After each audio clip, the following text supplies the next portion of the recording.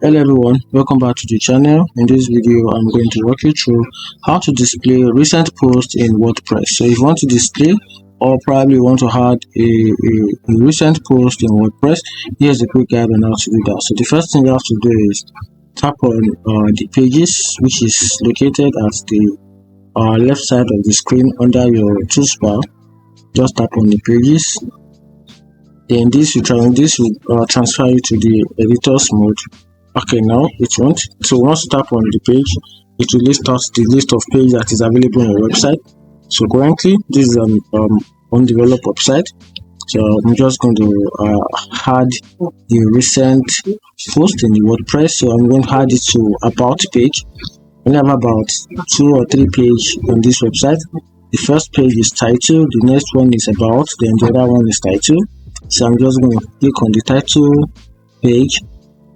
Then this will switch back to the editor's mode currently. So the web is trying to load out the editor's mode. Now we are now in the editor's mode. So this is the about. So for me to be able to add or display a recent post, so for me to be able to display a recent post, I have to highlight on this where I want the recent post to be posted. So I'm just going to click on this, then type, and you can see to the type of blog that I'm going to add to the post as displayed. So I'm just going to click on this plus icon. Then from here, tap on browse all. So from here, I'm going to scroll the way down to where I can locate the latest post. So this is the latest post here. So I'm just going to add it.